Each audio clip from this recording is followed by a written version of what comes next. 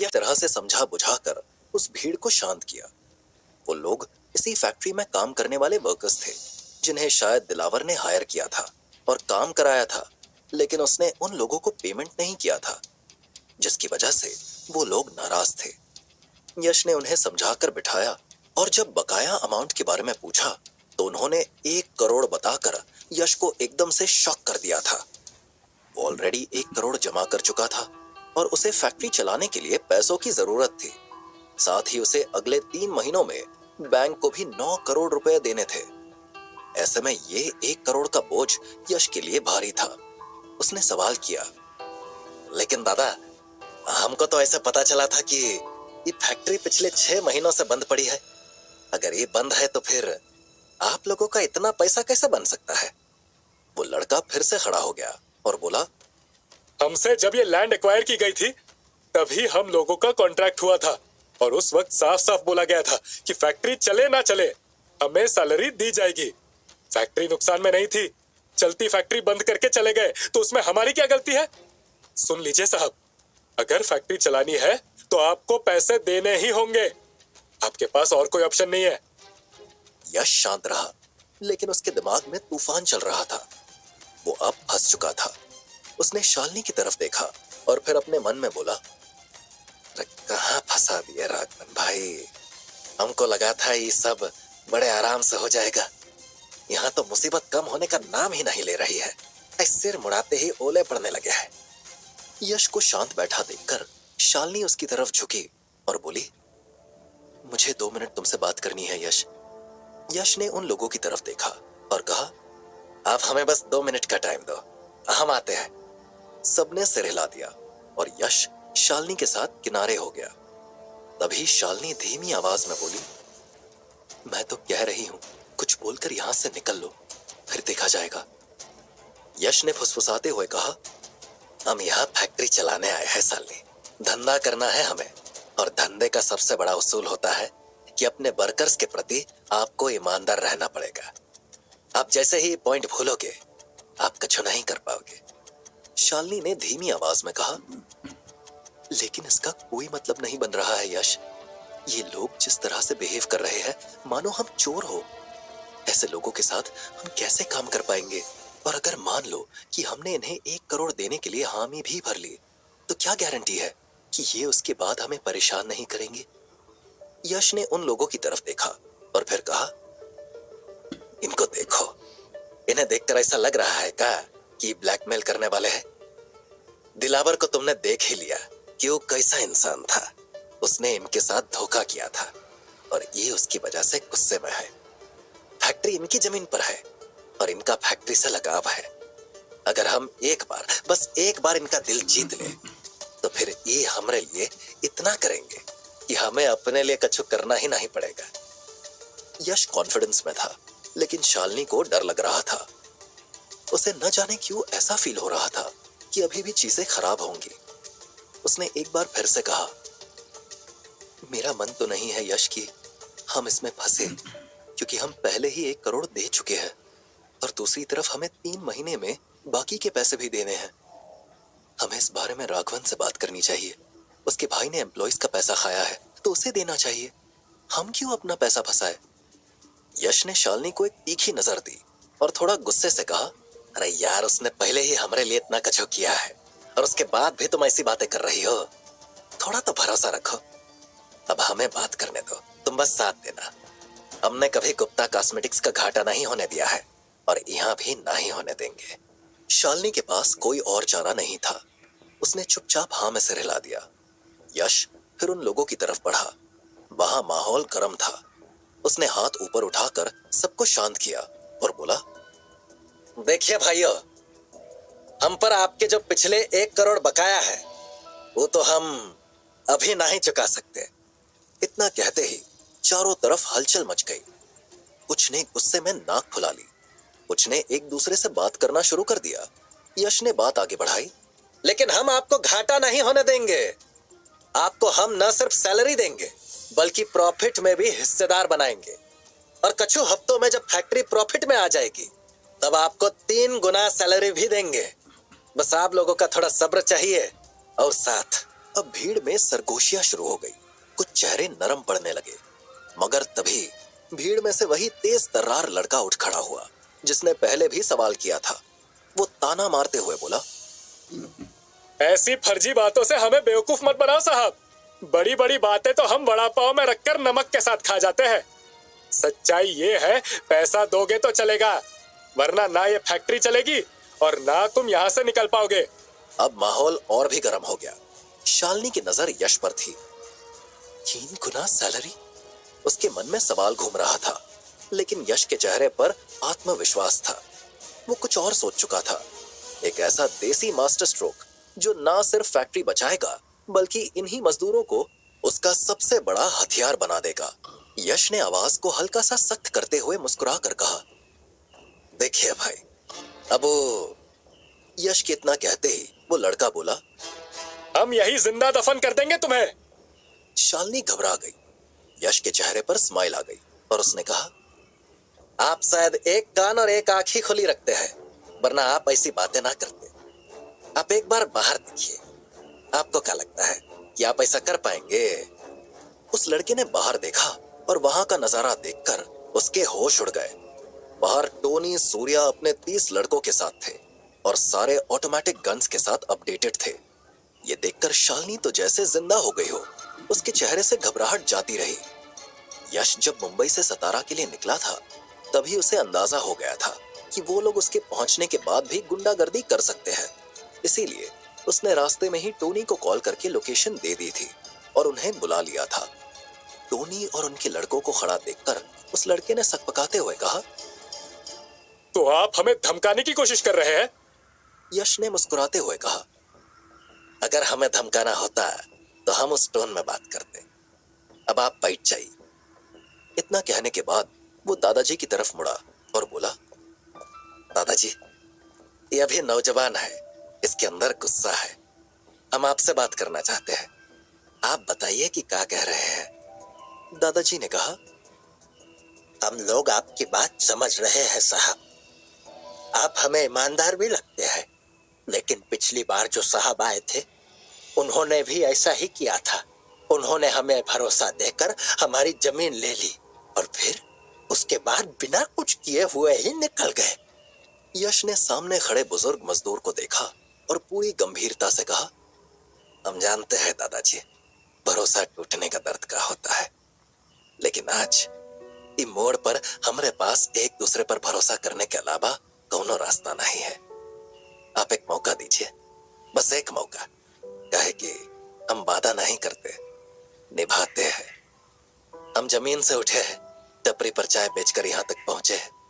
हम जानते हैं सिर्फ बोलने से पेट नहीं भरता, इसीलिए आज हम सिर्फ बोलेंगे नहीं, करके दिखाएंगे। इतना कहकर यश सीधा उनके बीच जमीन पर जाकर बैठ गया। वहां रखी एक वर्कर की पुरानी कैप उठाई, धूल झाड़ी और अपने सिर पर पहन ली। आज से ये कैप हमारी पहचान है। आप लोग सिर्फ मजदूर नहीं है, ये फैक्ट्री के हिस्सेदार हो।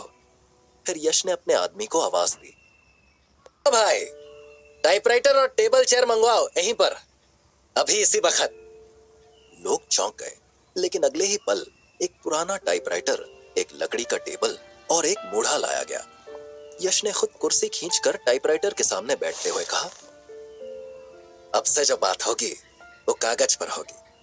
जो हम कह रहे हैं वो लिखित वादा होगा। एक एक पॉइंट क्लियर। ये फैक्ट्री अब हमरी नहीं, हमरी और आप सबकी है। अब सिर्फ मजदूर नहीं, ये प्रोजेक्ट के पार्टनर हो। टाइपराइटर की खटर पटर शुरू हो गई। यश ने कॉन्ट्रैक्ट टाइप किया जिसमें साफ लिखा था, ये फैक्ट्री में पुराने मजदूर ही काम करेंगे, उन्हें सैलरी के साथ प्रॉफिट शेयर भी मिलेगा। हर बड़ी मीटिंग में एक मजदूर प्रतिनिधि की राय लेना जरूरी होगा। दादाजी की आंखें भर आई। उन्होंने यश का हाथ पकड़कर कहा, तुम पहले मालिक हो जिसे समझ में आता है कि मजदूर भी इंसान होते हैं। हम वादा करते हैं बेटा, इस फैक्ट्री को तुम्हारे साथ मिलकर दौड़ाएंगे। बाकी मजदूरों ने तालियां बजाई। कुछ ने सिर पर कैप पहनी, कुछ ने यश के हाथ थामे। भीड़ में एक लड़का चिल्लाया, अब यह सिर्फ नौकरी नहीं है, ये हमारी अपनी फैक्ट्री है। और वही उसी धूल भरे फर्श पर इस साझेदारी का आगाज हो गया। बिना प्रेस कॉन्फ्रेंस, बिना माइक, बस एक टाइपराइटर, एक टेबल और एक नेता जो जमीन से उठा था। कॉन्ट्रैक्ट होने के बाद सबने तालियां बजाई और तभी यश ने बाहर खड़े हुए टोनी की तरफ देखकर थोड़ा तेज आवाज में कहा, टोनी, लड्डू ले आओ, सबको मिठाई खिलाते हैं। टोनी सिर्फ गोली ही नहीं, लड्डू और गुलाब भी लेकर आया था। यश ने गन्स और गुलाब का कॉकटेल बनाया था जो उसका हर काम सॉल्व कर सकता था। सारे लोग खुश थे और यश के साथ फैक्ट्री की नई शुरुआत की बात कर रहे थे। वहीं दूसरी तरफ वो लड़का जो यश को मारने के लिए उतारू था, परेशान दिख रहा था। उसने लोगों से किनारे जाकर एक कॉल किया और जैसे ही फोन उठा उसने घबराई हुई आवाज में कहा, भाई, आपने तो बताया था कि जो नया मालिक आया है वो एकदम से गंवार है, उसे कुछ आता ही नहीं है। उसने तो सारे लोगों को अपनी साइड कर लिया, गांव वाले उसके साथ हो गए। मैंने उसे मारने की धमकी दी तो वो भी धमकाने पर उतर आया। उसके साथ करीब 30 लोग और आए हैं और उनके पास गन्स वगैरह भी है। उधर से एक भारी भरकम आवाज आई, कोई बात नहीं, मैं। इतना कहकर उसने फोन काट दिया। उस लड़के ने यश को देखा। वो गांव वालों के साथ सेलिब्रेट करते हुए फैक्ट्री के बारे में बातें कर रहा था और अपने मन में बोला, मैं तुझे इतना जल्दी सक्सेसफुल नहीं होने दूंगा रे। यश अभी गांव वालों और फैक्ट्री वर्कर्स के साथ हंसी मजाक और चाय बिस्कुट के बीच बैठा ही था कि तभी उसके पास कियारा का फोन आया। वो पहले भी 2 बार कॉल कर चुकी थी, लेकिन यश फैक्ट्री के माहौल में इतना बिजी था कि फोन उठा नहीं पाया था। इस बार उसने फोन उठाया तो दूसरी तरफ से कियारा की फिक्रमंद आवाज आई, क्या हुआ यश, सब ठीक है ना, या फिर तुम्हें हेल्प की जरूरत है? यश ने मुस्कुराते हुए कहा, ये बता, हमरे होते हुए कुछ खराब हो सकता है क्या? हमने अपनी बातों से ही उन्हें मना लिया। ये बताओ, हमारी याद आ रही है क्या? कियारा शर्मा गई, लेकिन खुद को संभालते हुए बोली, नहीं, इतना हवा में उड़ने की जरूरत नहीं है। तुम्हें जो अवार्ड के लिए नॉमिनेट किया गया है, मुझे उसी के बारे में बात करनी है तुमसे। मुझे पूरी उम्मीद है कि वो अवार्ड तुम्हें ही मिलेगा, इसीलिए मैं चाहती हूँ कि तुम उसके लिए तैयारियां कर लो। तुम्हारी स्पीच इतनी इम्पैक्टफुल होनी चाहिए कि अगले दिन न्यूज़पेपर में सिर्फ तुम्हारा नाम हो। यश कुछ कहने ही जा रहा था कि तभी उसके फोन पर एक कॉल वेटिंग आने लगी। उसने देखा कॉल श्रुति का था। यश ने झिझकते हुए कहा, कियारा, हम तुमसे बाद में बातें करते हैं, श्रुति का फोन आ रहा है, हमें उससे बातें करनी है। इतना कहकर उसने फोन काट दिया। कियारा का मूड एकदम से खराब हो गया। उसने गुस्से में फोन सोफे पर पटक दिया और बड़बड़ाने लगी, श्रुति श्रुति श्रुति, जब देखो तभी श्रुति के पीछे पड़ा रहता है। मुझे दिल्ली लेकर गया था साथ, वहां भी श्रुति श्रुति रट रहा था, और अब यहाँ भी वही। मैं इसके फायदे की बात कर रही हूँ, इसे ग्लोबल रिकग्निशन दिलाने की सोच रही हूँ, और ये उस लड़की के नाम की माला जप रहा है। आखिर ये श्रुति के लिए इतना परेशान क्यों है? मुझे इसके बारे में पता लगाना ही होगा। यश ने कॉल उठाया और जैसे ही फोन कान पर लगाया, श्रुति ने बिना देर किए पूछा, यश, तुमने उस लेटर के बारे में पता किया था? यश को इस सवाल का अंदाजा पहले से था। उसने तुरंत जवाब दिया, हाँ, मैंने टोनी को दे दिया है वो लेटर, वो पता कर रहा है। टोनी ठीक यश के बगल में खड़ा था। उसने तुरंत तपाक से कहा, भाई, कौन सा लेटर दिया है मुझे?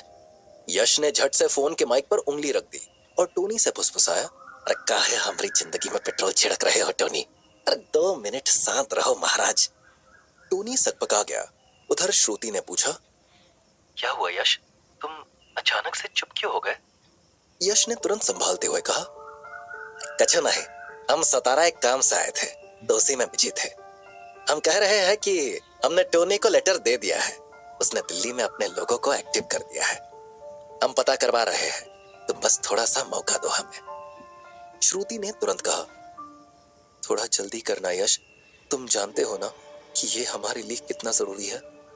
यश ने गंभीरता से कहा, हाँ, हम कर रहे हैं, तुम बस कोनो गलत कदम मत उठाना। श्रुति ने हाँ में सिर हिलाया और कॉल कट गई। एक तरफ राघवन का एहसान, दूसरी तरफ श्रुति की अपने पापा को ढूंढने की बेचैनी। ये 2 राहें ऐसी थी जहां यश तय नहीं कर पा रहा था कि आखिर उसे करना क्या चाहिए। जैसे ही वो लोग बाहर जाने के लिए निकले, तभी करीब 10 गाड़ियों का काफिला वहां पर आ गया। उनमें से एक मोटा, रौबदार और खतरनाक दिखने वाला आदमी उतरा और सीधे यश की तरफ बढ़ते हुए तेज आवाज में बोला, ये फैक्ट्री ऐसे नहीं चलेगी। यश ने उन लोगों को मनाकर अपना काम निकाला ही था कि तभी वहां पर एक आदमी और आ गया और उसने यश के ऑफर को ना मानने की बात कहकर यश को शॉक कर दिया। यश ने उस आदमी की तरफ देखा और अपने बगल में खड़ी हुई शालिनी से पूछा, ये महाशय कौन है शालिनी? शालिनी ने तुरंत कहा, अब मुझे क्या पता यश, राघवन से तुम डील करके आए हो, यहाँ 3 गुना सैलरी तुम दे रहे हो, तो तुम्हें पता होना चाहिए ना कि वो लोग कौन है। यश ने शालिनी को लुक दिया। यश जानता था कि शालिनी 3 गुना सैलरी वाली बात पर कन्विंस्ड नहीं है, इसीलिए उसने कहा, हम 3 गुना वाले का तुम्हें बताएंगे, एक बार इन भैया से भी बात कर ले। इतना कहने के बाद वो आगे बढ़ा और बोला, जी आप कौन? उस आदमी ने तुरंत कहा, मैं इनका लीडर हूँ, यूनियन लीडर राणे। यश ने किचमिचाते हुए कहा, साला हमको ये फैक्ट्री चालू करने में इतनी मुसीबत काहे आ रही है? पहले बैंक, फिर वर्कर्स लोग का लफड़ा और अभी राणे। मुहूर्त देखकर शायद पेपर नहीं लिया था हमने राघवन से। यश को सोचते देखकर राणे ने कहा, क्या हुआ यश बाबू, आप तो घबरा गए? कोई बात नहीं, ऐसा होता है जब कोई फैक्ट्री मालिक हमारे मासूम और बेसहारा मजदूरों को लूटने की और गन के बल पर दबाने की कोशिश करता है, तो मैं आता हूँ और मुझे देखकर वो ऐसे ही हिलता है। यश ने राणे को मुस्कुरा कर देखा और कहा, आप यूनियन लीडर हैं राणे जी, आप अपने वर्कर्स के बारे में ही बात करेंगे, लेकिन कम से कम वर्कर्स से भी तो पूछ लीजिए कि हमने उन्हें जो ऑफर दिया है वो उन्हें ठीक लग रहा है या नहीं, फिर आप नाराज होइए, हैं? इतना कहने के बाद वो वर्कर्स की तरफ मुड़ा और बोला, बताइए हमारा ऑफर और कॉन्ट्रैक्ट आप लोगों के हित में है या नहीं? सबने एक साथ कहा, हाँ हाँ है। तभी राणे बोल पड़ा, अरे तुम सब उसके पीछे क्यों पड़ गए हो? वो भी उन्हीं में से एक है। नेता चाहे जनता के बारे में जितना भी सोचे, आखिर में वो सिर्फ अपना ही फायदा देखता है। यश समझ गया कि राणे उसे वर्कर्स के साथ लड़ाना चाहता है। उसने तुरंत जवाब दिया, अब यहाँ राजतंत्र नहीं है राणे साहब, यहाँ लोकतंत्र है। आप अपने वर्कर से एक बार सीधे बात तो कर लीजिए। राणे यश की तरफ घूमा और बोला, मुझे सब पता है यश बाबू, क्या ऑफर दिया है। इतना कहने के बाद उसने उस लड़के को लुक दिया जो यश से लड़ पड़ा था। उन दोनों की आंखें मिली। यश समझ गया कि वो लड़का राणे का ही आदमी है और जब वो खुद फेल हो गया तो उसने ही राणे को बुलाया होगा। अब उसे जल्द से जल्द उन दोनों को टैकल करना था, वरना उसके लिए बड़ी प्रॉब्लम खड़ी हो सकती थी। तभी राणे ने आगे कहा, ऐसे फालतू ऑफर किसी और को देना जाकर। दिलावर ने तो हम लोगों को करोड़पति बना दिया था, अब देखो हमारे लोगों की क्या हालत हो रखी है। भूखे मर रहे हैं हम, सब बच्चे स्कूल नहीं जा पा रहे, गांव के लड़कों की शादियां रुक गई है क्योंकि जमीन तो फैक्ट्री में चली गई और काम है नहीं, कोई हमें पूछ नहीं रहा है। यश ने तुरंत जवाब दिया, हमने कॉन्ट्रैक्ट बनाया है। राणे ने हंसना शुरू कर दिया और अपने पीछे खड़े एक आदमी की तरफ चिल्लाकर कहा, ओए बल्लू, मेरा बैग लेकर आना। बल्लू वही आदमी था जिसने पहले दिन शालिनी और यश का पीछा किया था जब वो बैंक एम्प्लॉइज के साथ फैक्ट्री देखने आए थे। बल्लू बैग लेकर आया। उसमें से राणे ने पेपर का जखीरा निकाला और यश के सामने पटकते हुए बोला, ये देखो दिलावर सिंघानिया ने क्या क्या वादे किए थे और उसने भी कॉन्ट्रैक्ट बनाया था, लेकिन वो फैक्ट्री बंद करके चला गया। हम लोग क्या कर पाए? ये गांव के सीधे सीधे लोग हैं यश बाबू, इनको पेपर का लालच दिखाकर सपने मत दिखाओ, कुछ ठोस करो। यश फंस चुका था। उसने शालिनी की तरफ देखा तो शालिनी ने कंधे उचका दिए। तभी यश ने कहा, आप यूनियन लीडर हैं, आपने अपने वर्कर्स के बारे में कुछ सोचा होगा ना, आप बता दीजिए, अगर बन पड़ेगा तो हम वही करेंगे। यश ने गेंद राणे के पाले में डाल दी। राणे इसी मौके का वेट कर रहा था। उसने यश से तुरंत कहा, अकेले में चलकर बातें करें। यश ने सिर हिला दिया और दोनों चले गए। राणे ने अंदर पहुंचकर दरवाजा लॉक किया और यश से बोला, देखो यश बाबू, मैं भी चाहता हूँ ये फैक्ट्री चले, लेकिन आपको उसके लिए थोड़ी दक्षिणा खर्च करनी पड़ेगी। यश के कान खड़े हो गए। राणे सीधा सीधा ब्राइब मांग रहा था। उसने राणे से कहा, आपको अपने लोगों की चिंता नहीं है, हैं? आपको बस पैसे चाहिए। राणे ने मुस्कुराते हुए कहा, लोगों का क्या है, वो तो काम करेंगे ही, लेकिन आप क्या चाहते हो यश बाबू, बात इस पर डिपेंड होनी चाहिए। है? क्या आप चाहते हैं कि आपका काम अच्छे से हो? है? अगर हाँ, तो इधर डीजल डाल दीजिए, इंजन चल पड़ेगा तो डिब्बे अपने आप पीछे पीछे आएंगे। उसके बाद आप जिस स्टेशन पर चाहो उतर जाना, जैसे दिलावर बाबू उतर गए थे। यश को सब समझ आ गया था। उसने कुछ सोचा और कहा, ठीक है, हम आपकी बात सुनने के लिए तैयार हैं। बताइए, क्या चाहिए आपको? राणे ने कुछ सोचा और कहा, 5 लाख। आप 5 लाख रुपए बैंक में ट्रांसफर करिए, कल से आपकी फैक्ट्री में छक पक्षू चालू हो जाएगी। यश गंभीर था। उसने पहले ही बहुत वादे और पैसे खर्च कर दिए थे और अब पैसे खर्च करना उसके लिए मुश्किल था। दूसरी बात, शालिनी उसकी कुछ शर्तों के खिलाफ थी। अब अगर उसे पता चलता कि 20 लाख और देने हैं तो वो भड़क जाती। यश ने कुछ सोचा और फिर धीमी आवाज में बोला, ठीक है राणे साहब, हम आपकी शर्त सुनने के लिए तैयार हैं। बस आपको हमें थोड़ा सा वक्त देना होगा, काहे कि हमें पैसे का अरेंजमेंट करना है। राणे हंस पड़ा और बोला, क्या यश बाबू, पोस्ट डेटेड चेक के जमाने में आप ऐसा बोल रहे हो? एक चेक काट कर डेट डालकर दे दो, हम निकाल लेंगे। यश को बहुत गुस्सा आया। राणे उसे सीधा सीधा ब्लैकमेल कर रहा था। यश ने कुछ सोचते हुए उसे चेक काट कर दे दिया, लेकिन उसने डेट नहीं डाली और फिर दोनों ने हाथ मिलाया और बाहर आ गए। बाहर आते ही राणे ने यश की तारीफ करते हुए कहा, मैंने यश बाबू के बारे में बहुत गलत अंदाजा लगाया। वो बहुत ही भले आदमी है। उन्होंने हमसे वादा किया है कि वो बहुत जल्द काम शुरू कर देंगे और उसके बाद जैसे ही फैक्ट्री रनिंग प्रॉफिट में आती है, वो आप सबको 3 गुना सैलरी देना शुरू कर देंगे। तब तक आप लोगों को पहले की सैलरी और प्रॉफिट में 6% हिस्सा मिलता रहेगा, जैसा इन्होंने वादा किया था।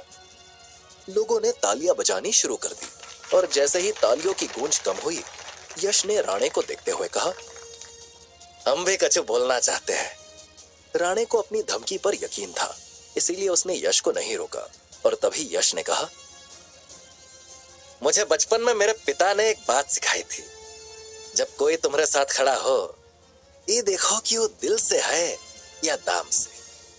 आजकल कुछ लोग अपनी आवाज का सौदा कर लेते हैं। अभी आपकी समझ पर है कि आप अपने लीडर पर कितना भरोसा करते हैं। राणे का चेहरा उतर गया। उसे लगा कि शायद यश उसकी पोल खोलने जा रहा है। तभी यश ने आगे कहा, वैसे राणे साहब ने एक शर्त और रखी थी और हमें लग रहा है कि वो आपको उस शर्त के बारे में बताना भूल गए, इसीलिए हम बता देते हैं। राणे का चेहरा गुस्से से लाल हो गया और उसने यश को घूर कर देखा, मानो कहना चाह रहा हो कि अगर मेरा काम खराब किया तो मैं तुम्हारी जिंदगी खराब कर दूंगा। तभी यश ने कहा, राणे साहब ने आप सबके लिए इंश्योरेंस की मांग की, जो पहले नहीं थी, और उसका टोटल अमाउंट 5 लाख होता है। हमने इन्हें चेक दे दिया है। अब इस सब के नाम का इंश्योरेंस करा देंगे। जैसे ही यश ने इतना कहा, राणे के चेहरे की रंगत बदल गई और वहां पर लोगों ने तालियां बजानी शुरू कर दी। राणे दादा जिंदाबाद, यश बाबू जिंदाबाद, ये नारे लगने लगे। यश ने राणे की तरफ देखा और आंख मार दी। राणे गुस्से से लाल था और जबरदस्ती मुस्कुरा रहा था।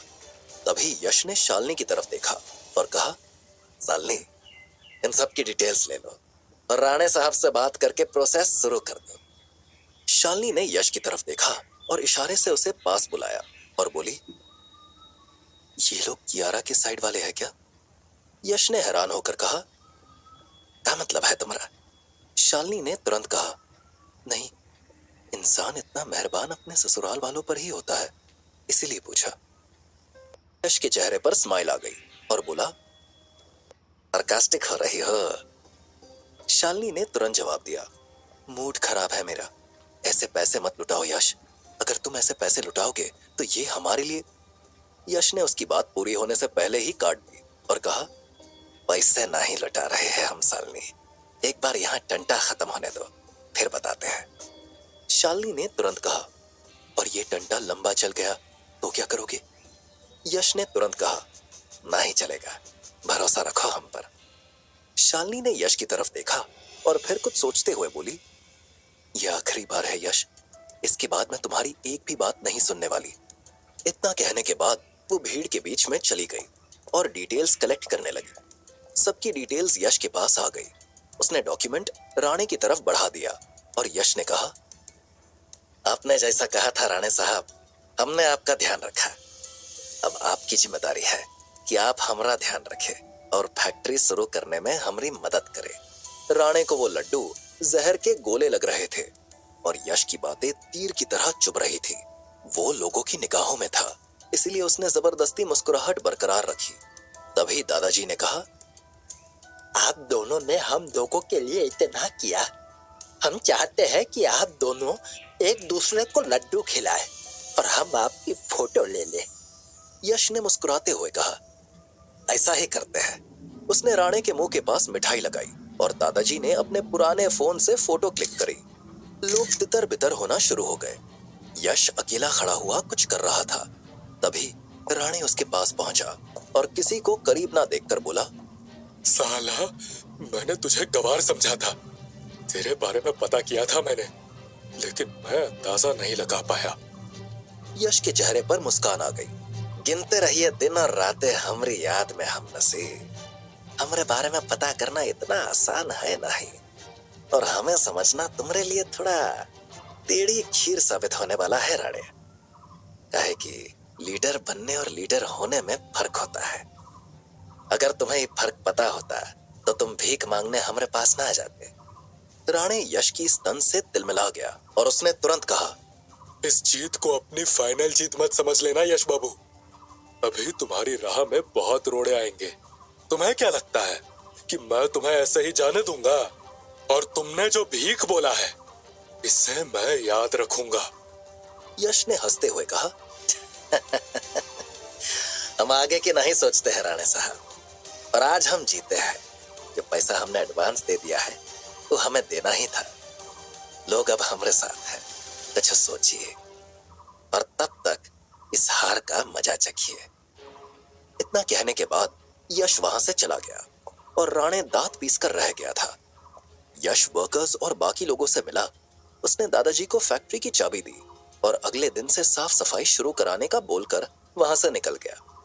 शालिनी और यश अलग अलग कार से आए थे, लेकिन शालिनी ने अपनी गाड़ी ड्राइवर को दे दी और यश के साथ बैठ गई। वो गुस्से में थी। यश ने उसकी तरफ देखा और कहा, सब सॉर्ट तो है, अब काहे नाराज हो गुप्ता जी?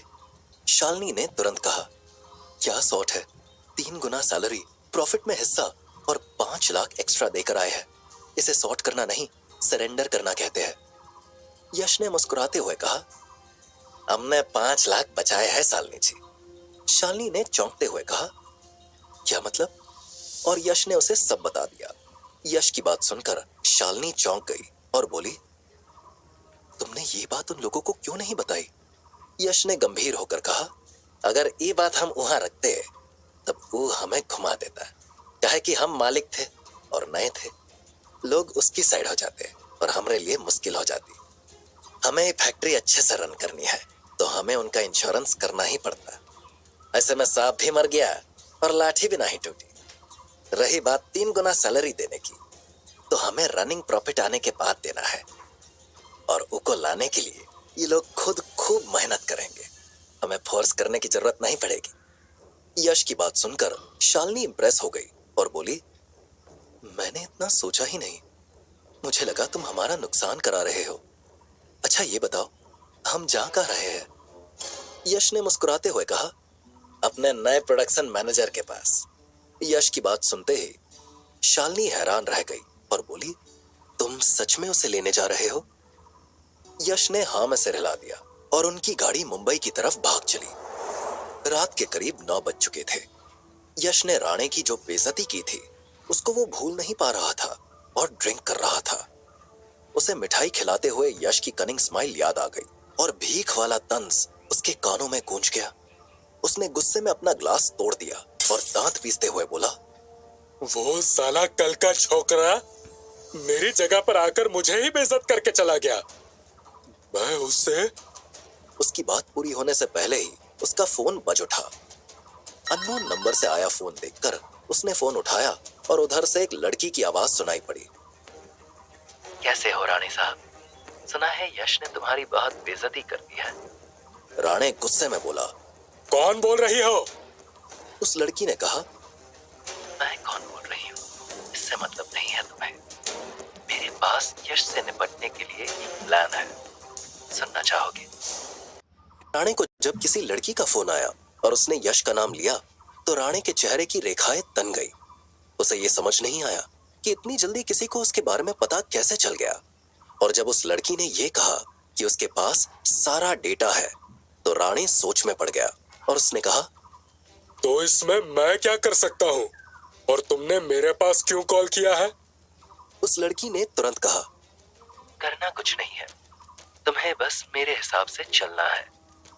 राणे तन गया और उसने कहा, तुम्हारा दिमाग खराब है क्या?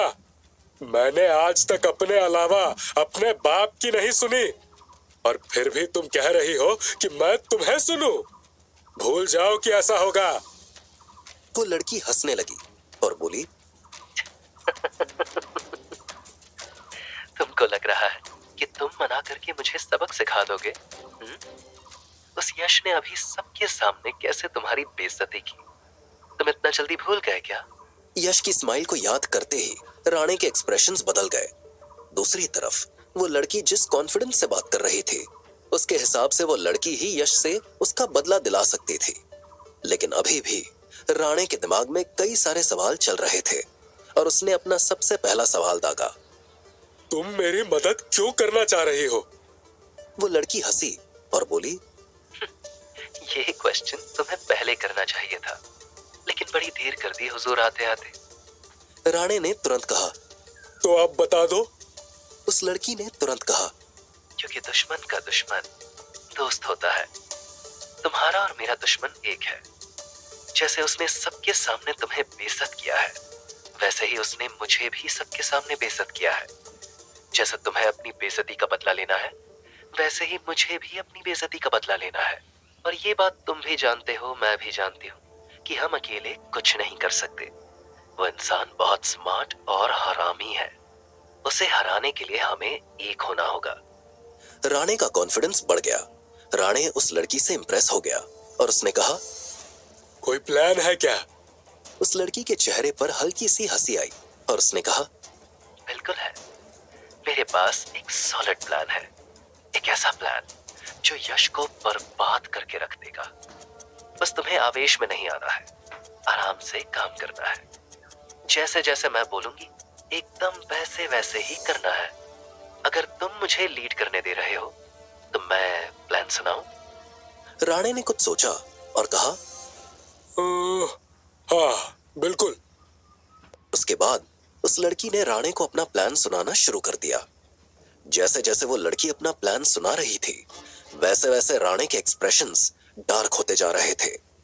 पूरा प्लान सुनने के बाद राणे ने उस लड़की से कहा, ये तो बहुत बढ़िया प्लान है, लेकिन क्या हम यश के अगेंस्ट इसे एग्जीक्यूट कर पाएंगे? एकदम, बस तुम तैयार रहना। इतना कहने के बाद उसने फोन काट दिया। इधर जहां यश के खिलाफ इतनी बड़ी साजिश रची जा रही थी, उधर दूसरी तरफ इस बात से अनजान यश और शालिनी मुंबई पहुंच चुके थे। यश ने शालिनी को उसके घर पर छोड़ा और फिर उसकी गाड़ी अग्रवाल मैंशन की तरफ जाने के बजाय दूसरी तरफ जाने लगी। तो शालिनी ने यश से कहा, एक बार और सोच लो यश, हम ऐसे ही रिस्क नहीं ले सकते। यश ने शालिनी की तरफ स्माइल फेंकी और कहा, हमें उसके ऊपर पूरा भरोसा है, और निकल गया। वो सीधा जुहू चौपाटी के उस बीच पर पहुंच गया जहां पर कभी वो चाय का ठेला लगाता था। उसकी निगाहों ने पूरे जुहू बीच को स्कैन किया और उसके बाद यश सीधा फैजान के वड़ा पाव ठेले की तरफ बढ़ गया, जहां पर फैजान बैठा हुआ था और थोड़ा सैड दिख रहा था। यश को देखते ही फैजान के चेहरे पर स्माइल आ गई और उसने कहा, अरे यशपाल भाई, तुम इधर आज अचानक से, सब ठीक तो है ना? यश ने मुस्कुराते हुए कहा, काहे? तुम्हें ऐसा काहे लग रहा है कि जब सब ठीक नहीं होगा तभी हम इधर आएंगे? फैजान ने थोड़ा मजे लेने के अंदाज में कहा, वो क्या है ना यशपाल भाई, जब तुम्हारी फटती है ना तभी तुमको जुहू चौपाटी दिखता है, वरना कहाँ आते हो इधर, गोली देकर गायब रहते हो। यश हंसने लगा और बोला, अब की बार बिना फटे आ गए हैं हम। लेकिन तुम ये बताओ, तुम्हारी शकल पर 12 काहे बजे हुए हैं, क्या हो गया? फैजान उदास हो गया और बोला, क्या ही बताए यशपाल भाई, धंधे के वांदे लगे पड़े। वो सामने देख रहे हो ना बिल्डिंग, उधर किसी बड़े बिजनेसमैन ने अपना आउटलेट डाल दिया है। अब इधर जल्दी कोई आता ही नहीं है। तुम्हारा चाय था तो लोग उसके लिए इधर भी आते रहते थे, अब सब खत्म हो गया है। मेरे को कुछ समझ ही नहीं आ रहा है कि अब क्या किया जाए। यश ने फैजान के कंधे पर हाथ रखा और कहा, हमने पहले ही कहा था भाईजान कि अपडेट नहीं करोगे खुद को तो खत्म हो जाओगे। देखो वही हो रहा है। लेकिन तुम उदास मत हो, हमारे पास तुम्हारे लिए एक बढ़िया ऑफर है। फैजान के चेहरे पर स्माइल आ गई और उसने कहा, जल्दी बताओ यशपाल भाई, तुम ही तो एक हो जिसके ऊपर मेरे को पूरा भरोसा रहता है। यश ने मुस्कुराते हुए कहा, तुम हमारे साथ काम करोगे क्या? हमें एक नई फैक्ट्री डालने जा रहे हैं और हम सोच रहे हैं कि वहां के मैनेजर तुम बन जाओ। फैजान ने जैसे ही इतना सुना कि उसके चेहरे पर एक खुशी की लहर दौड़ गई और उसने सरप्राइज होकर कहा, क्या है यशपाल भाई, तुम मेरी चिकाई ले रहे हो क्या? अपन जरा भी पढ़ा लिखा नहीं है, अपन कैसे? यश ने उसकी बात काट दी और कहा, अरे तो हमने कौन सा लंदन से एमबीए किया है, हमें भी तो कछु नहीं आता था। सीख गए ना, तुम भी सीख जाओगे, हम सिखा देंगे तुम्हें। अभी बड़ा पाव का ठेला बंद कर दो, तुम्हारे दिन बदलने वाले हैं भाईजान। फैजान कुछ देर तक बोल नहीं पाया, उसकी आंखों के कोने भीग गए और उसने झट से यश को गले लगा लिया। यश ने उसके कंधे पर टैप किया और बोला, ये लो एड्रेस और कल सुबह यहाँ पहुंच जाना, हम सीधा वहीं मिलेंगे। फैजान ने सिर हिला दिया। यश उसके साथ कुछ देर रहा और फिर चला गया। यश की गाड़ी सीधा अग्रवाल मैंशन के बाहर पहुंच गई। रात काफी हो चुकी थी। बंगले की बाकी लाइट्स तो डिम थी, लेकिन कियारा के कमरे की लाइट जल रही थी। यश ने अपने आप से कहा, कियारा ठीक तो है ना, उसे अब तक सो जाना चाहिए था। इतना कहने के बाद उसने गाड़ी को पार्किंग में डाला और सीधा कियारा के कमरे की तरफ बढ़ गया। कियारा अभी जाग रही थी और लेटी हुई थी। उसने जैसे ही यश को देखा कि वो सीधा होकर बैठ गई और स्माइल करते हुए बोली, तुम आ गए यश? यश ने अपने अंदाज में कहा, नहीं, हम अभी रास्ते में हैं, ये हमारी फोटोकॉपी है। कियारा आमतौर पर यश के ऐसे अंदाज से गुस्सा होती थी, लेकिन अभी वो हंस पड़ी और बोली, तुम चाहे जितने बड़े बन जाओ यश, लेकिन तुम्हारे अंदर की ये मस्ती नहीं जाने वाली। यश ने हंसते हुए कहा, कियारा, उसी की हस्ती जिंदा है जिसकी मस्ती जिंदा है। मस्ती खत्म, हस्ती खत्म। हम ऐसे ही खुश रहना सीखे हैं और ऐसे ही रहेंगे। हम क्या बन रहे हैं वो हमारे लिए मायने नहीं रखता, हम क्या है और हम खुश कैसे रहते हैं वो मायने रखता है। वैसे भी हम जैसे लोग जो छोटी छोटी चीजों में खुशियां ढूंढते हैं, आज इतनी बड़ी चीज हमें मिल गई है तो हम खुश तो रहेंगे ही। यश की बातों ने कियारा को इम्प्रेस कर दिया और वो बोली, मिली नहीं है यश, तुमने इसे अर्न किया है, ये तुम्हारी मेहनत। यश ने उसकी बात काट दी और कहा, तुम्हारे साथ ने हमें यहाँ तक पहुंचाया है कियारा। भले ही हमारी मुलाकात और रिश्ते की शुरुआत वो लेवल की ना हुई हो, लेकिन तुमने हमारे लिए जो किया है, हम उसके लिए हमेशा तुम्हारे शुक्रगुजार रहेंगे। इतना कहते हुए यश ने कियारा के हाथों पर अपना हाथ रख दिया और उसके हाथ रखते ही कियारा की पूरी बॉडी में सनसनी सी दौड़ गई।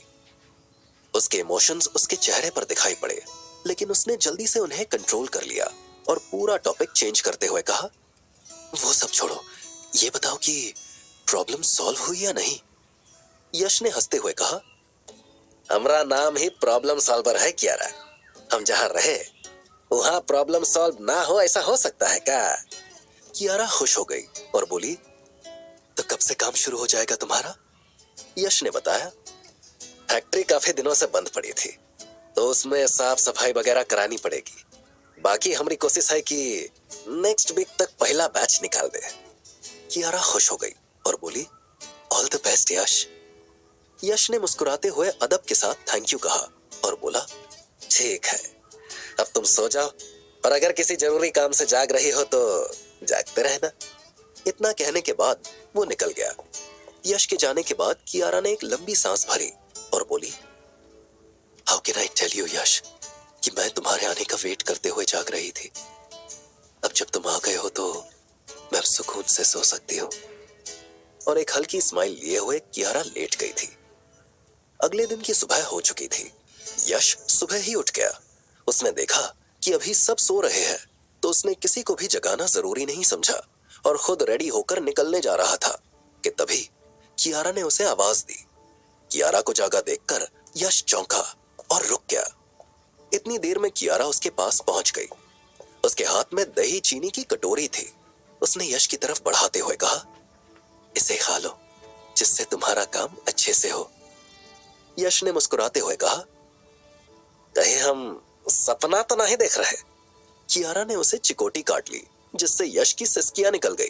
कियारा ने कहा, सपना नहीं देख रहे हो तुम, जाग रहे हो। यश ने मुस्कुराते हुए दही चीनी लिया और फिर निकल गया। कियारा ने आसमान की तरफ देखा और बोली, मैंने आज तक तुमसे कुछ नहीं मांगा है भगवान, बस यश को कहीं भी पीछे मत धकेलना। मेरे हिस्से की खुशियां भी उसे देना। He deserves it। कुछ वक्त बाद यश जब अपनी फैक्ट्री के बाहर पहुंचा तो वहां पर भीड़ लगी हुई थी और लोग तेज तेज आवाज में बोल रहे थे। यश ने दूर से यह नजारा देखा तो वो चौंक गया और अपने आप से बोला, अरे अब क्या आफत आ गई भाई। यश तेजी से गाड़ी से उतरा और लोगों को हटाते हुए अंदर पहुंचा तो देखा फैजान वहां पर बंधा हुआ था और उसका चेहरा भी लाल था। यश ने उसकी हालत देखी तो चौंकते हुए बोला, अरे तुम लोगों ने इसे बांधा काहे है? उस बूढ़े दादा ने तुरंत कहा, अरे साहब, ये चोरी करने आया था। हमने रोका तो बोला कि मैनेजर हूँ, इसीलिए इसको सबक सिखाना पड़ा। यश ने माथा पकड़ लिया और कहा, अरे ये मेरा दोस्त है, ये सच में मैनेजर है, छोड़ो इसे। सब लोग चौंक गए और एक आदमी ने जल्दी से फैजान को खोला। यश ने उसे पीने के लिए पानी दिया और तभी बूढ़े दादा ने यश से पूछा, ये छपरी सच में आपका दोस्त है साहब? यश हंस पड़ा और हाँ में सिर हिलाते हुए बोला, सब अपने अपने काम पर जाओ। लोग तितर बितर हो गए। तभी फैजान ने यश से कहा, ऐसे एम्प्लॉइज पाल रखे तुमने यशपाल भाई, बताओ मैनेजर को ही पीट दिया, ऊपर से वो बुढ़ा मेरे को छपरी भी बोल रहा था। यश ने हंसते हुए कहा, जिस तरह से तुमने कपड़े पहने हुए हैं और बाल बनाए हुए हैं उसके हिसाब से तुम छपरी ही लगोगे ना। जाओ पहले अपना हुलिया देखो और इसे बदलो। फैजान ने पहले यश को देखा और फिर खुद रियलाइज किया। उसे समझ आ गया कि गलती कहाँ थी। वो तुरंत चला गया। फैक्ट्री में काम अब रफ्तार पकड़ चुका था। मशीनों की गूंज, सफाई कर्मचारियों की आवाजें और हर कोने में फैली हलचल एक नई शुरुआत का एहसास करा रही थी। फैजान अब बड़ापा वाला नहीं, एक मैनेजर की तरह लग रहा था। उसने पुराने कपड़ों को अलविदा कह दिया था और फॉर्मल शर्ट में टाई लगाए साइट पर ऑर्डर्स दे रहा था। शालिनी फैक्ट्री का जायजा लेने आई और जब उसकी नजर फैजान पर पड़ी तो उसके चेहरे पर एक मुस्कान उभर आई। मैंने गलत समझा था यश, उसने हल्की आवाज में कहा। फैजान तो कमाल का काम कर रहा है। यश ने बिना ज्यादा इमोशंस दिखाए मुस्कुरा कर कहा, हमने कहा था ना, वो लड़के में दम है। कुछ दिनों बाद फैक्ट्री लगभग तैयार थी। दीवारें चमक रही थी, फ्लोर वैक्यूम क्लीनर से साफ हो चुका था।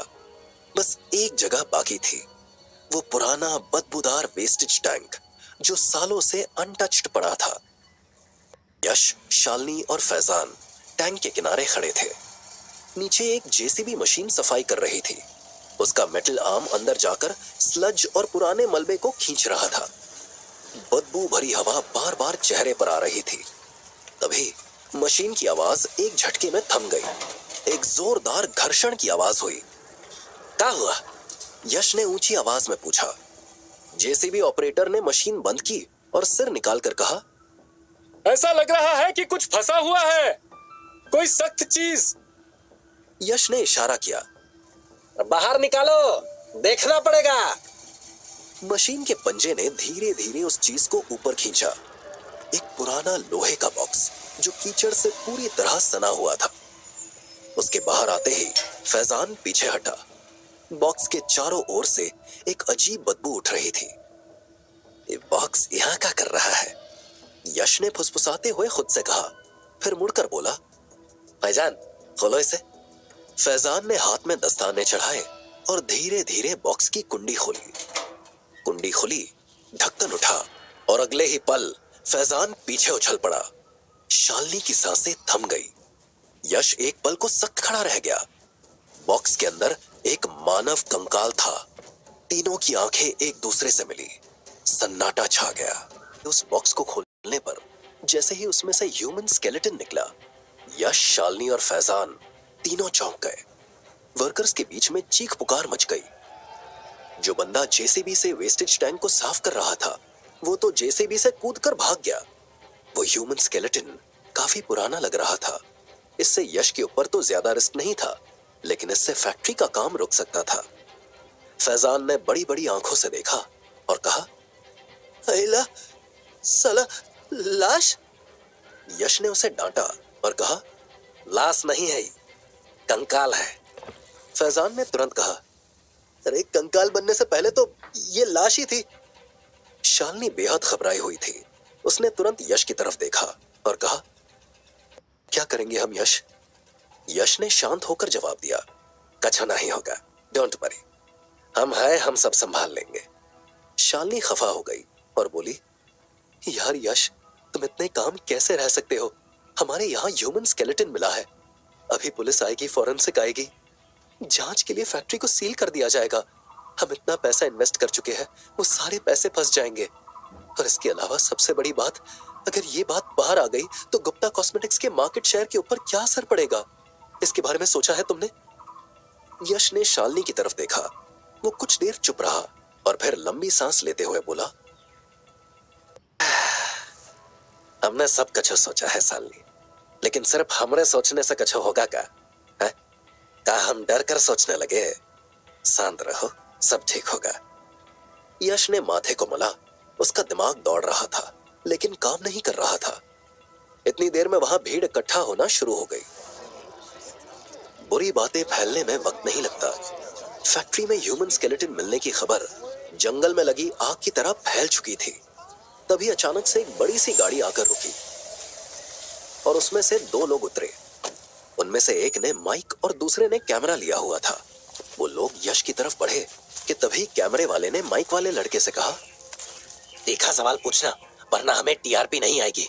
वो सिर्फ एक बिजनेसमैन नहीं, बल्कि मुंबई के अग्रवाल परिवार का होने वाला दामाद भी है। अगर नहीं पूछ सकते तो बताओ मुझे। उस लड़के ने हाँ में सिर हिला दिया और दोनों यश के सामने पहुंचे। उसने माइक चेहरे के सामने रखते हुए पहला सवाल पूछा, इस मर्डर के बारे में आपका क्या कहना है? किसने किया होगा ये मर्डर? यश ने उसकी तरफ देखा। वो सरप्राइज था। उसको चुप देखकर रिपोर्टर ने फिर से पूछा, आप बता क्यों नहीं रहे हैं? क्या ये मर्डर आपकी जानकारी में हुआ है? क्या आपको पता था कि ये मर्डर हो चुका है? यश ने उसका माइक पकड़ा और कहा, देखिए, ये बकवास आप काहे कर रहे हैं? अभी तक ना पुलिस आई है और ना ही फॉरेंसिक ने वेरीफाई किया है, लेकिन फिर भी आप इसे मर्डर घोषित करने पर तुले हुए हैं। ऐसा आप काहे करना चाह रहे हैं? क्या आपका कोनो मोटिव है? रिपोर्टर ने तुरंत कहा, मोटिव तो हमें आपका जानना है। हम यश ने माइक हटा दिया और कहा, हमें आपके सवालों का जवाब नहीं देना है, और जाने लगा। रिपोर्टर तो जैसे इसी मौके की तलाश में था। उसने तुरंत चीखना शुरू कर दिया और कहने लगा कि ये मर्डर शायद इनकी जानकारी में हुआ था, और अब जब पोल खुलने लगी तो ये हमसे बचने के लिए भाग रहे हैं। लेकिन हम भी एक ईमानदार रिपोर्टर हैं, जिसे देश और गांव वालों की चिंता है। हम ये रिपोर्ट इतनी जल्दी छोड़ेंगे नहीं। इतना कहने के बाद उन्होंने अपनी रिपोर्टिंग बंद की और वीडियो फुटेज आगे भेज दिया। कुछ ही देर में यह खबर सोशल मीडिया और मेन स्ट्रीम मीडिया तक पहुंच चुकी थी। करीब 10 मिनट बीत चुके थे। पुलिस तक भी ये बात पहुंच चुकी थी और सिटी एसपी की तरफ से यश को कॉल आ चुका था कि वो वहां से जाए नहीं। इसीलिए यश बैठा वेट कर रहा था। उसके माथे पर हल्की शिकन थी, जबकि शालिनी और फैजान बहुत ज्यादा परेशान दिखाई दे रहे थे। तभी यश का फोन बजना शुरू हो गया। यश ने फोन देखा। उसे अलग अलग मीडिया हाउसेस से फोन आने लगे थे। वो सब यश का रिएक्शन जानना चाह रहे थे। यश जानता था कि उनको सिर्फ टीआरपी चाहिए, इसीलिए उसने फोन को साइलेंट करके रख दिया। इतनी देर में पुलिस भी आ गई और यश उनके साथ कोऑपरेट करते हुए वहां हुई चीजों के बारे में बताना शुरू कर चुका था। एक तरफ जहां सतारा में इतना बड़ा कांड हो चुका था, वहीं दूसरी तरफ मुंबई में कियारा आने वाले इमर्जिंग बिजनेस अवार्ड के फंक्शन के लिए यश के कपड़े फाइनल करने में लगी हुई थी। तभी उसका फोन बजा। फोन धर्म अग्रवाल का था। कियारा ने फोन उठाते हुए कहा, हाँ डैड। और फिर अचानक से वो घबरा गई। उसने दौड़कर न्यूज चैनल चलाया। हर न्यूज चैनल पर सिर्फ और सिर्फ यश की फैक्ट्री में ह्यूमन स्केलेटन मिलने की न्यूज चल रही थी। कियारा बहुत घबरा गई और उसने कहा, मैं आपसे बाद में बात करती हूँ डैड। फोन रखने के बाद उसने यश को कॉल करना शुरू कर दिया, लेकिन यश ने फोन साइलेंट किया हुआ था। उसे कियारा के कॉल का पता नहीं चला, जिससे कियारा की टेंशन और बढ़ गई।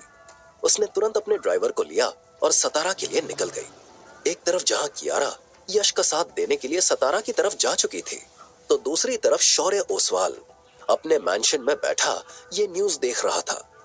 उसके चेहरे पर यश के फंसने की खुशी तो थी ही, लेकिन उसके साथ साथ वो परेशान भी था कि आखिर ये सब किया किसने। तभी उसका फोन बजा और उधर से उस लड़की की आवाज आई जिसने राणे को फोन किया था। उसने शौर्य से पूछा, कैसे हो शौर्य? शौर्य चौंक गया। सामने की अनजान आवाज और फिर उसका नाम लेकर सवाल करना, ये शौर्य को चौंकाने के लिए काफी था। उसने तुरंत पूछा, कौन बोल रहा है? उस लड़की ने कहा, दोस्त। शौर्य ने चौंकते हुए कहा, दोस्त? कौन दोस्त? लड़की ने तुरंत कहा, दुश्मन का दुश्मन दोस्त होता है शौर्य। यश तुम्हारा भी दुश्मन है और मेरा भी, इसीलिए हम दोनों दोस्त हुए ना। शौर्य ने अगला सवाल दागा, तुम मुझसे क्या चाहती हो? मेरे पास क्यों कॉल किया है तुमने? उस लड़की की हंसी की आवाज सुनाई पड़ी और फिर वो बोली, मैं तुमसे चाहती कुछ नहीं हूँ शौर्य। मैं तुम्हें बताना चाहती हूँ कि यश जिस मुसीबत में फंसा है वो मेरी देन है, लेकिन अगर तुम इसमें मेरा थोड़ा सा साथ दे दो तो मैं उसे इस कदर इसमें जकड़ दूंगी कि वो कभी बाहर ही नहीं आ पाएगा। शौर्य के एक्सप्रेशन डार्क हुए। उसे कियारा को पाने के लिए यश को बर्बाद करना था और इस वक्त इससे बढ़िया मौका और कुछ नहीं था। उसने तुरंत कहा, क्या चाहिए तुम्हें मुझसे? उसके ये सवाल करते ही उस लड़की ने कहा, मेरे पास एक प्लान है, तुम्हें बस एक कॉल करना है। इतना कहते हुए उस लड़की ने शौर्य को अपना प्लान समझाना शुरू कर दिया। जैसे जैसे वो प्लान समझा रही थी, वैसे वैसे शौर्य के एक्सप्रेशन बदलते जा रहे थे। वो बेहद खुश दिखाई देने लगा था। जाहिर सी बात थी, उसे यश से छुटकारा पाने का रास्ता मिल गया था। पहले राणे और अब शौर्य। वो लड़की यश के एक एक दुश्मन को इकट्ठा कर रही थी और यश उसके जाल में फंसता जा रहा था। वो लड़की कौन थी? आखिर वो यश के पीछे क्यों पड़ी हुई थी? क्या उसका और यश का कोई पास्ट कनेक्शन था, या फिर प्रेजेंट लाइफ की कोई दुश्मन यश से अपना बदला ले रही थी? इसका खुलासा होना अभी बाकी था। इधर यश के अगेंस्ट साजिशों का पुलिंदा रचा जा रहा था और उधर यश पुलिस के साथ पूरी तरह कोऑपरेट कर रहा था। पुलिस एक एक चीज को चेक कर रही थी और उसे नोट डाउन कर रही थी कि तभी अचानक से वहां पर कई गाड़ियां एक साथ आकर रुकी। यश और उसके बगल में चल रही शालिनी की नजर उनकी तरफ पड़ी और गाड़ी से उतरे हुए इंसान को देखकर दोनों के मुंह बन गए। यश ने कहा, अब बस इसकी ही कमी थी। वो यूनियन लीडर राणे था जिसे यश ने कुछ दिन पहले ही बेइज्जत किया था। वो गाड़ी से उतरकर सीधा यश की तरफ बढ़ा और पहुंचते ही पुलिस से सवाल किया, क्या हुआ? आपको पता चला कि ये लाश किसकी है और कौन है इसके पीछे? पुलिस वाले ने राणे की तरफ देखा और सवाल किया, आप कौन? राणे ने अपना परिचय देते हुए कहा, मैं यूनियन लीडर राणे, इस फैक्ट्री के वर्कर्स का मैं यूनियन लीडर हूँ। इधर क्या चल रहा है? मेरे को जानने का हक है। इतना कहने के बाद उसने यश की तरफ देखा और एक कनिंग स्माइल पास की। यश के तन बदन में आग लग गई, लेकिन मौके की नजाकत देखते हुए उसने कुछ कहा नहीं। पुलिस वाले ने राणे को ब्रीफ किया कि तभी राणे ने कहा, मुझे पहले से ही शक था साहब कि यश साहब यहाँ पर कुछ गलत करने वाले हैं। पुलिस वाले के कान खड़े हुए और उसने कहा, कहना क्या चाहते हो तुम? राणे ने तुरंत कहा, ये फैक्ट्री वर्कर्स के ऊपर बहुत ही मेहरबान थे। बताओ, आजकल के जमाने में कौन ऐसा करता है? ये फैक्ट्री चलाने की आड़ में अपने गुनाह छुपाने की कोशिश कर रहे थे। अगर लोग यहाँ ना होते तो शायद पता भी ना चलता कि इन्होंने किसी को मारकर उसका कंकाल लाकर यहाँ छुपा दिया है। राणे सीधा सीधा यश पर इल्जाम लगाने के लिए उतर आया था और यश ये देखकर सरप्राइज रह गया। उसने राणे को घूर कर देखा। तभी पुलिस वाले ने कहा, आप अभी कंक्लूजन पर ना पहुंचे राणे जी, हम अपना काम कर रहे हैं और हमें अपना काम करने दीजिए। इतना कहने के बाद वो पुलिस वाला आगे बढ़ गया। तभी राणे यश के करीब आया और धीमी आवाज में बोला, मैंने कहा था ना यश बाबू कि इस जीत को अपनी जीत ना समझ लीजिएगा। मैं वापस आऊंगा जरूर। यश चौंक गया। वो समझ गया कि ये सब राणे की ही चाल है और उसने कहा, तो ये सब तुमने किया है राणे? राणे के चेहरे पर मुस्कान आ गई और उसने कहा, मैंने किया है या नहीं किया है इससे तुम्हें मतलब नहीं होना चाहिए यश बाबू। हाँ, मैं इसे ठीक जरूर कर सकता हूँ अगर 50 लाख मिल जाते हैं तो। राणे 5 लाख से 50 लाख पर पहुंच चुका था और अब वो सीधा सीधा ब्लैकमेल करने पर उतारू था। यश गुस्से से लाल हो गया और वो राणे से बोला, अगर अपनी बोली लगवानी हो ना राणे तो कोठे पर जाकर बैठ जा, उधर लोग अच्छे से पैसा देंगे तुम्हें। यश की बात सुनते ही राणे के एक्सप्रेशन बदल गए।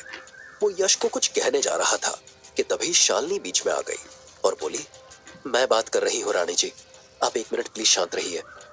इतना कहने के बाद वो यश को खींचकर दूसरी तरफ ले गई और बोली, ये तुम क्या कर रहे हो यश? उसने साफ साफ इशारा किया है कि ये उसका किया धरा है, फिर भी तुम उसके साथ पंगे ले रहे हो। वो पैसे मांग रहा है, तुम उसे पैसे देकर बात खत्म क्यों नहीं कर देते? यश ने शालिनी को देखा और कहा, पहली बार तुम हमें मालने की कमी महसूस करा रही हो शालिनी। शालिनी ने तुरंत कहा, क्या मतलब है तुम्हारा? यश ने कहा, वो ऐसे सरेंडर ना करती और हम इसे पैसे देने नहीं जा रहे हैं, काहे कि अगर हमने इसे पैसे दे दिए तो ये बार बार हमारे रास्ते में टांग अड़ाएगा।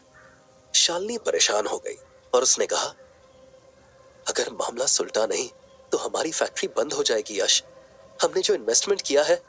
यश ने उसकी बात बीच में काट दी और कहा, जो होना है हो जाने दो, हम उसूलों से समझौता नहीं करेंगे। इतना कहने के बाद यश राणे के सामने पहुंचा। राणे को लगा कि यश पैसे की बात करेगा और तभी यश ने उसे धमकाते हुए कहा, तुम यहां से निकल लो राणे, वरना तुम्हारी चमड़ी निकालकर हम ऐसा ढोल बनाएंगे जिसे बजाकर तुम्हें ही नचाएंगे। राणे ने गुस्से में दांत भींच लिए। वो कुछ बोलने ही जा रहा था कि तभी एक तेज चीख सुनाई दी, अरे भागो, फिर से कुछ निकला है। और उसके बाद मानो बवंडर उठ गया। फैक्ट्री में भगदड़ मच गई। मजदूर, सिक्योरिटी गार्ड्स और कर्मचारी जिस दिशा से आवाज आई उधर दौड़ पड़े। यश, राणे और शालिनी ने भी एक दूसरे को देखा और उसी तरफ लपके। भीड़ को चीरते हुए वे जैसे ही आगे पहुंचे, उन्हें सामने से इंस्पेक्टर तेजी से यश की ओर आते हुए दिखाई दिया। उसका चेहरा इस बार पहले से ज्यादा गंभीर और सख्त था। यश जी, उसने पास आकर बिना भूमिका के कहा, हमें अब यह फैक्ट्री तुरंत सील करनी पड़ेगी और आपको इस वक्त हमारे साथ चलना होगा। यश ठिठक गया, उसका चेहरा सफेद पड़ गया। लेकिन सर, ऐसा क्या है? अब क्या हुआ? इंस्पेक्टर ने रुककर एक पल के लिए चारों ओर देखा और फिर अपनी आवाज धीमी करते हुए कहा, क्योंकि हमें एक और स्केलेटन मिला है और इस बार वो बड़ी चालाकी से दफनाया गया है। जैसे किसी ने उसे जानबूझकर छिपाया हो। ये सुनते ही यश को जैसे करंट लगा हो। उसके होंठ सूख गए, आंखें चौड़ी हो गई। एक और कंकाल की खबर ने फैक्ट्री में तहलका मचा दिया। भीड़ में सरगर्मियां तेज हो गई और जैसे ही यश को अरेस्ट करने की बात सामने आई, वहां मौजूद हर चेहरा दहशत से भर गया। राणे का चेहरा भी कुछ कम हैरान नहीं था। उसकी आंखें खुली की खुली रह गई, जैसे इस कंकाल का सामने आना उसके लिए भी किसी बड़े झटके से कम नहीं था। यश ने राणे को गौर से देखा, उसके चेहरे की घबराहट बढ़ी और फिर फौरन इंस्पेक्टर की ओर मुड़ा।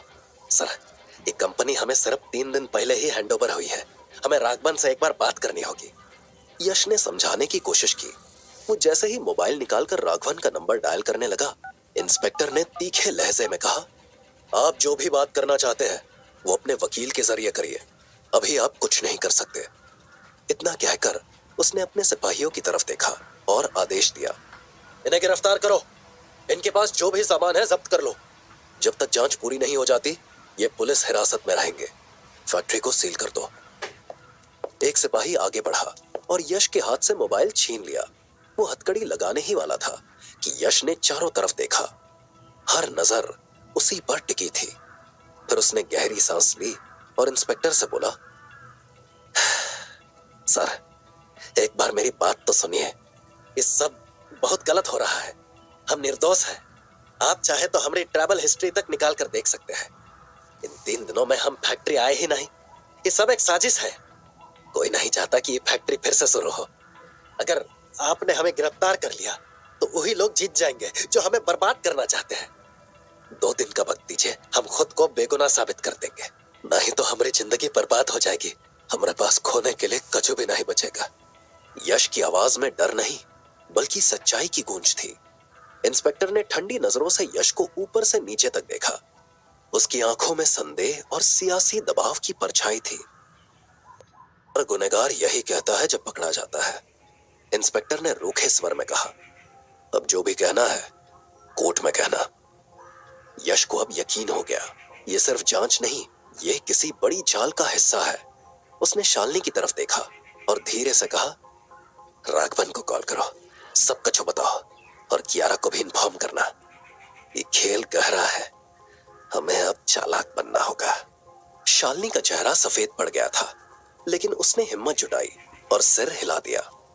उसके मन में एक ही बात चल रही थी, अगर ये फैक्ट्री बंद हो गई तो उनका सपना, उनकी मेहनत और सारी उम्मीदें मलबे में दफन हो जाएंगी। तभी सिपाहियों ने यश को जीप में बिठाया। भीड़ चुप थी, कैमरे चमक रहे थे। यश की नजर आसमान पर टिक गई और उसके चेहरे पर एक हल्की मुस्कान तैर गई। अब असली लड़ाई शुरू होगी। कहानी अब सिर्फ एक कंकाल की नहीं थी, बल्कि उन साजिशों की थी जो किसी की कामयाबी को दफन करना चाहती थी।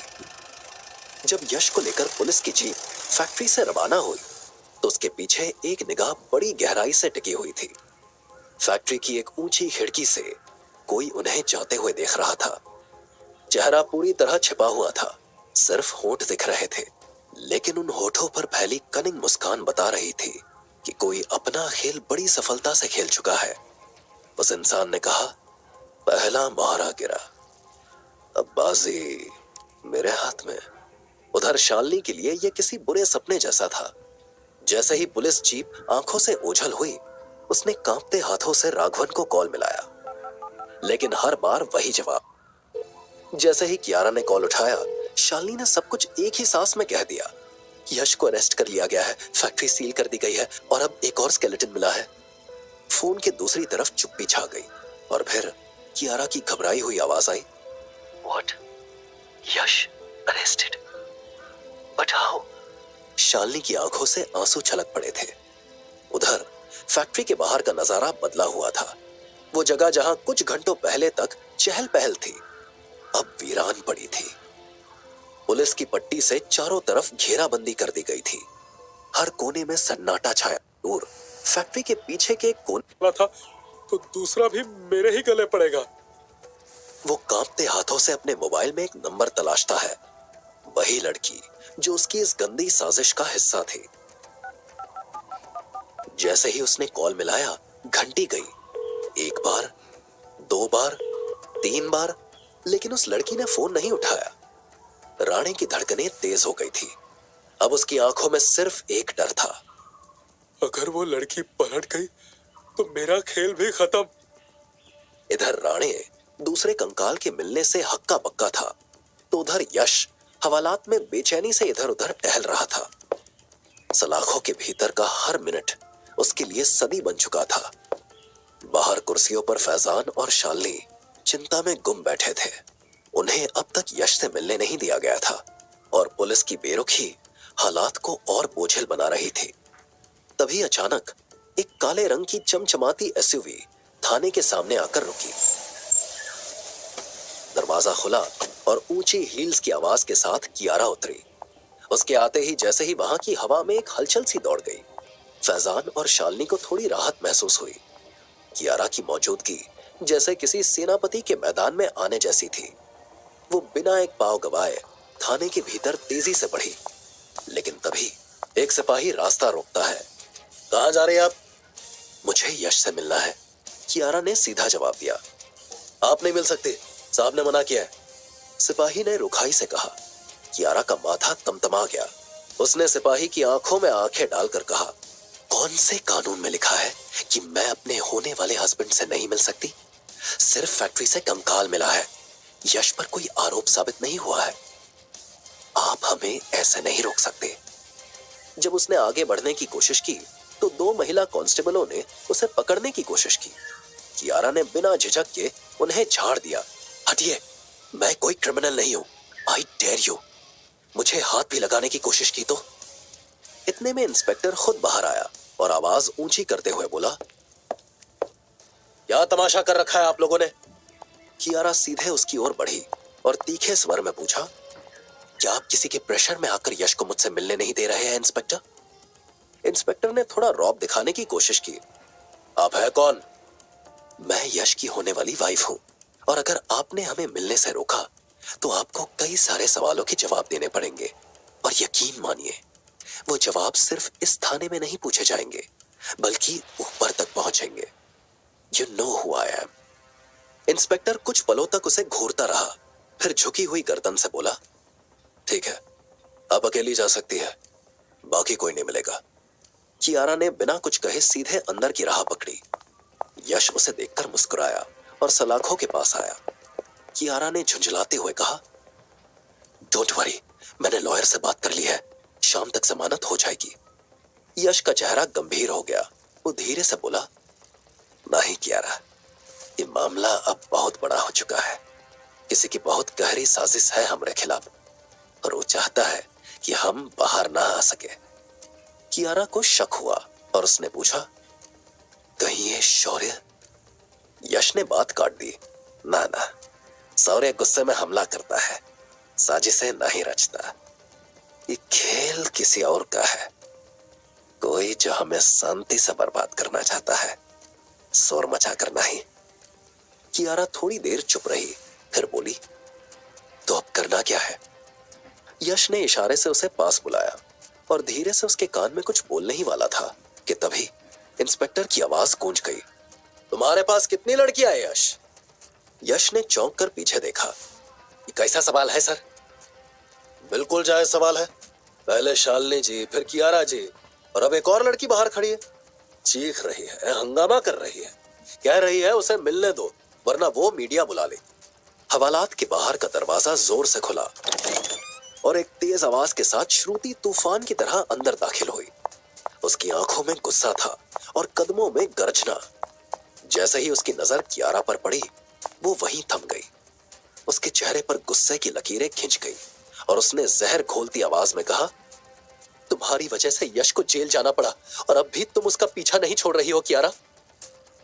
कियारा भी कम नहीं थी, वो तपाक से बोली, तुम बस वही देखती हो ना जो तुम्हें सूट करे, कभी ये नहीं देखोगी कि यश की जिंदगी बदली कैसे। जो जिंदगी मैं उसे देने की कोशिश कर रही हूं उसका कोई मतलब नहीं है तुम्हारे लिए। श्रुति चीख पड़ी, ऐसी जिंदगी किस काम की जो जेल की सलाखों के पीछे पहुंचा दे? ये मेरी वजह से नहीं हुआ, कियारा चिल्लाई।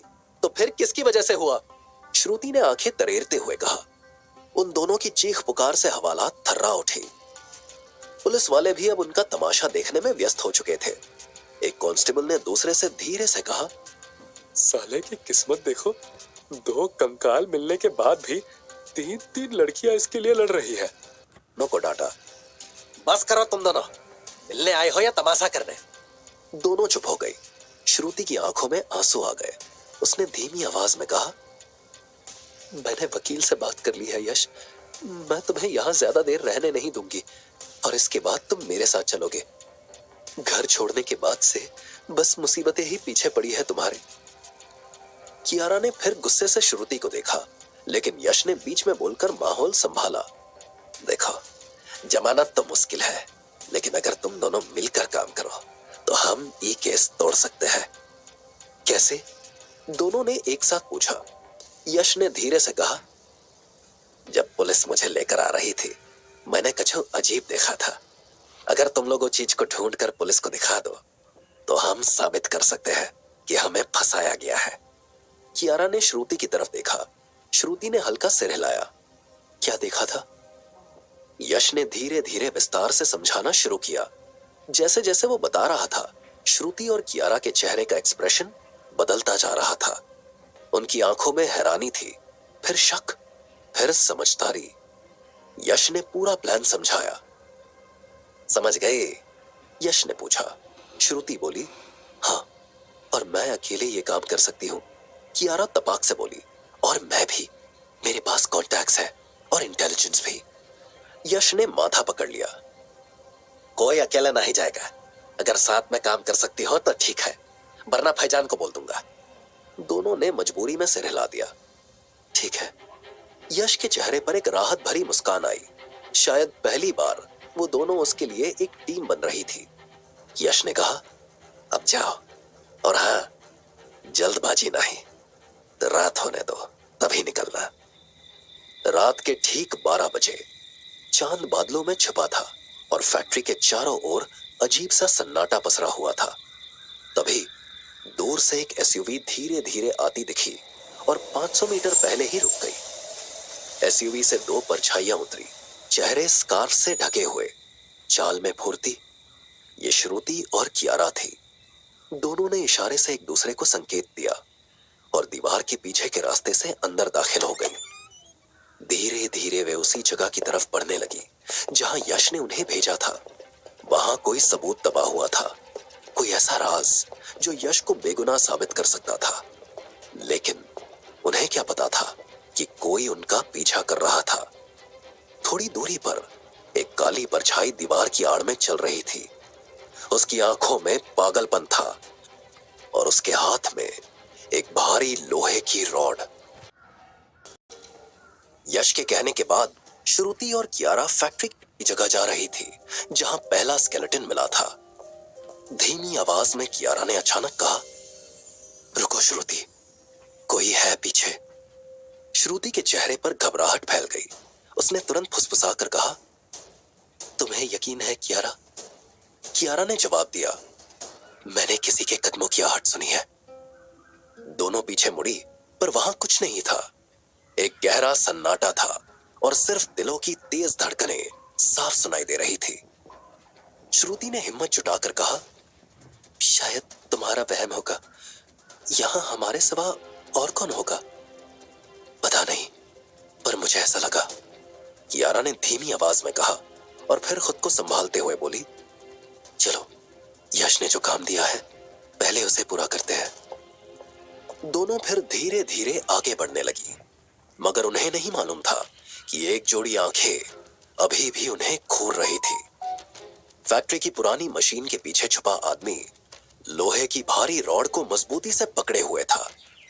उसकी आंखों में खौफनाक चमक थी और वो बड़ी सतर्कता से उनकी तरफ बढ़ने लगा। कुछ देर बाद दोनों वेस्टेज टैंक के पास पहुंचे। सामने कूड़े का ढेर लगा था और पुलिस की पीली पट्टी पर लिखा था, डू नॉट क्रॉस। श्रुति ने असहज होकर कहा, कियारा, ये वही जगह है ना जहां पहला कंकाल मिला था? कियारा ने गहरी सांस लेकर कहा, हाँ, हमें सावधान रहना होगा, यहां कुछ भी हो सकता है। दोनों पीली पट्टी के नीचे से अंदर घुस गई। कूड़े के ढेर से काफी बदबू आ रही थी। अगली खांसी आती श्रुति ने उसका मुंह दबा दिया और सॉरी। दोनों ने कूड़े को उलटना शुरू कर दिया। ऐसे पिलर के पीछे छुपा हुआ था। वो शायद मौके की तलाश में था। इधर जहां कियारा और श्रुति यश की बेगुनाही के सबूत ढूंढ रही थी, वहीं दूसरी तरफ शौर्य यश को फंसाने के लिए आगे का प्लान बना रहा था। जिस इंस्पेक्टर ने यश को गिरफ्तार किया था, वो उसके साथ बात कर रहा था। उसे जमानत नहीं मिलेगी क्योंकि उसकी बेगुनाही का कोई सबूत नहीं मिलेगा। श्रुति नाम की लड़की थी, उसके तेवर देखकर लग रहा था वो भी यश के प्यार में है। वो उसके लिए सतारा तक पहुंच गई है। शौर्य के पास केवल उसके सतारा जाने की न्यूज थी। अगर उसे पता चल जाता कि कियारा यश के लिए क्या कर रही है, तो वो एकदम पागल हो जाता। कियारा और श्रुति ने पूरे वेस्टेज टैंक को छान मारा था। कूड़े, गीले कागज, जले हुए दस्तावेज, यहां तक कि पुराने टायरों के भी नीचे देखा, लेकिन वो चीज नहीं मिली जिसके लिए यश ने उन्हें यहां भेजा था। थक कर दोनों एक कोने में बैठ गई। क्या हमारा यहां आना बेकार हो गया? कियारा ने थकी हुई आवाज में पूछा। शायद, श्रुति ने धीमे से कहा, फिर एक पल रुककर बोली, लेकिन यश गलत नहीं हो सकता। उसने कुछ देखा होगा, तभी हमें यहां भेजा है। हमें यहां से खाली हाथ नहीं जाना चाहिए। कियारा ने आंखें बंद की, एक गहरी सांस ली और फिर वापस खड़ी हो गई। उसने आसपास के टूटे हुए ड्रम और कबाड़ को गौर से देखना शुरू किया। काफी मशक्कत के बाद दोनों ने मिलकर वो कागज निकाल लिया। जैसे ही वो बाहर आई, दोनों के चेहरे पर ताजगी और राहत का एक्सप्रेशन था। Finally we made it. लड़कियां चौंक कर पीछे मुड़ी। एक परछाई धीरे धीरे सामने आ रही थी। हाथ में भारी लोहे की रॉड पकड़े, आंखों में जुनून और चेहरा गुस्से से भरा हुआ। वही आदमी जो उन्हें पहले भी शैडो की तरह फॉलो कर रहा था। इससे पहले वो दोनों कुछ कर पाती कि वो आदमी उनके करीब आ गया और अपनी रॉड उनकी तरफ चला दी। सुबह के करीब 9 बज चुके थे। यश हवालात में इधर उधर टहल रहा था। मान भी गया था, लेकिन अब वो हथकड़ी लगाने की बात कर रहा था। उसने तुरंत कहा, सर, आप हमें बिना हथकड़ी के ले चलिए। हम इंस्पेक्टर ने यश को अपनी बात भी पूरी नहीं करने दी। और श्रुति और कियारा में से कोई मिली है? शालिनी ने मना कर दिया और कहा, जब से वो दोनों तुमसे मिलकर गई थी, तब से मैंने उन्हें नहीं देखा। बताओ क्या हुआ है? यश ने तुरंत कहा, अच्छा नहीं, लॉयर आ गए हैं कमरे। शालिनी ने हाँ में सिर हिला दिया। वो कहना चाह रहा हो, कहां से ले आई है बकवास वकील, ये हमें फंसा देगा। यश का सोचना गलत नहीं था, बिल्कुल वैसा ही हुआ। सरकारी वकील की दलीलों के आगे यश के वकील की दलीलें नहीं टिकी और सबकी निगाहें दरवाजे की तरफ चली गई। वहां पर सबने फैजान को खड़ा देखा, जो पसीने और धूल से लथपथ था। जज साहब ने तुरंत पूछा, तुम कौन हो? फैजान ने तुरंत कहा, यश बेगुनाह है जज साहब, अपन सबूत लेकर आया है। सब चौंक गए, खासकर इंस्पेक्टर का चेहरा पीला पड़ गया। और तभी कियारा और श्रुति अंदर एंटर हुई। उन्होंने अपने कंधे पर एक आदमी को टांग रखा था। जैसे ही यश ने उसका चेहरा देखा, वो चौंक गया और बोला, इसने मेरे खिलाफ साजिश रची थी। आखिर कौन था वो आदमी?